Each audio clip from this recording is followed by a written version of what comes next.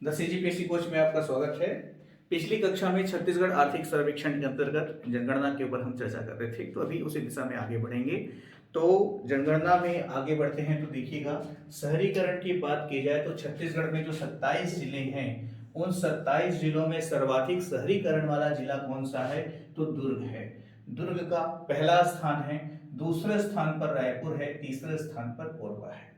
ये घटते क्रम में मेंशन किया हुआ है। वैसे ही न्यूनतम शहरीकरण में जिला सबसे पहले स्थान पर कौन सा जिला है? तो न्यूनतम शहरीकरण में जो है बलरामपुर है, दूसरा स्थान गरियाबंद का है, तीसरा स्थान जसपुर का है।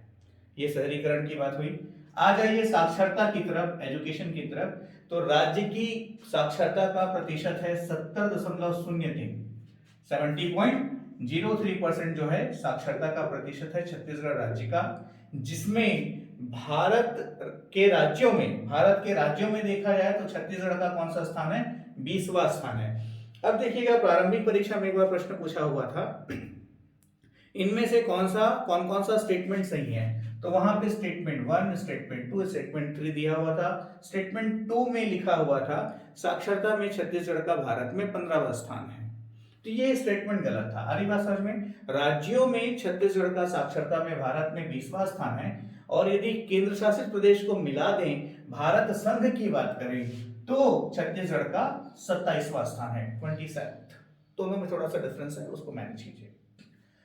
पुरुष साक्षरता की बात करें तो राज्य में पुरुष साक्षरता है 80.27% और महिला साक्षरता है 60.24%, है ना भाई? तो इन दोनों को ऐड कर दें तो ये 140 हो जाता है, डिवाइडेड बाय 2 एवरेज निकालें तो ये 70, मतलब कि इस वैल्यू के नियर अबाउट आता है।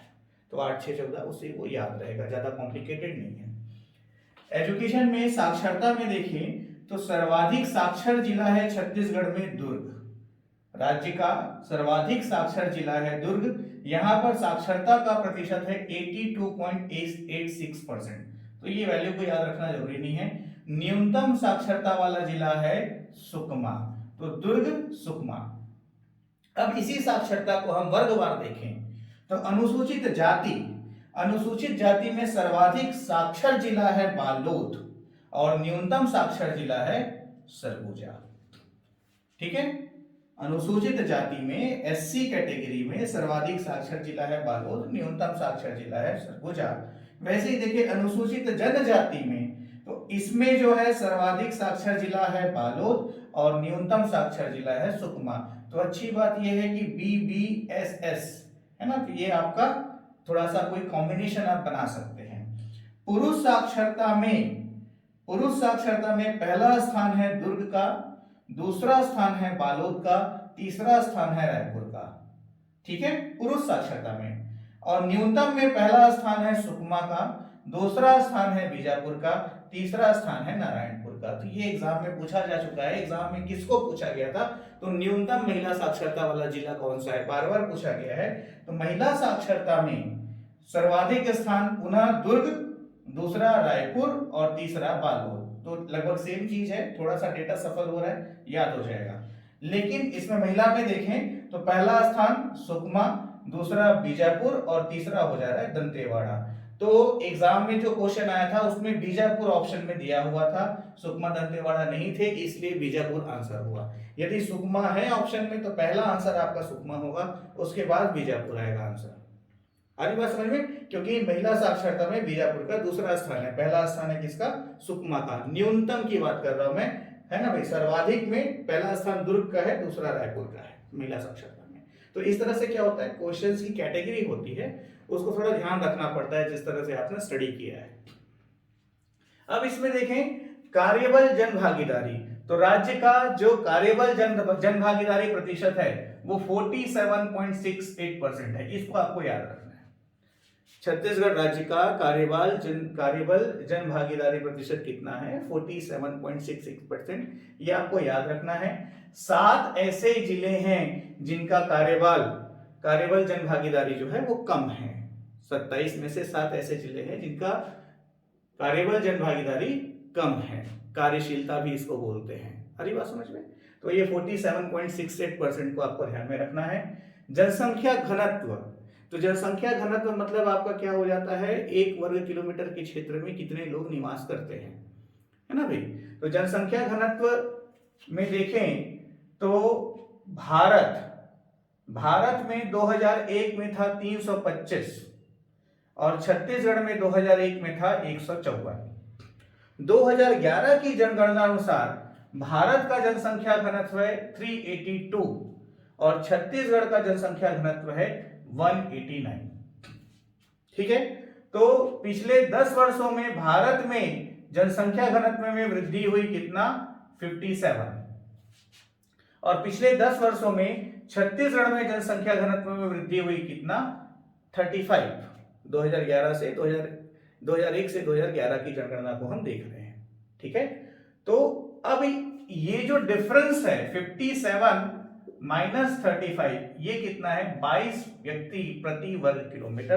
तो एक महत्वपूर्ण प्रश्न यहां पर बनता है जनसंख्या घनत्व के आधार पर कि छत्तीसगढ़ का, भारत और छत्तीसगढ़ का, या छत्तीसगढ़ का जो जनसंख्या घनत्व है, तो पिछले 10 वर्षों में जनसंख्या घनत्व में जो वृद्धि हुई है ना भाई, तो भारत के जनसंख्या घनत्व में वृद्धि हुई है तो उसमें कितना अंतर है छत्तीसगढ़ और भारत के परिप्रेक्ष्य में। तो 57 माइनस 35, तो इस प्रश्न का उत्तर हो जाएगा 32 पर्सन पर स्क्वायर किलोमीटर, 22 व्यक्ति प्रति वर्ग किलोमीटर।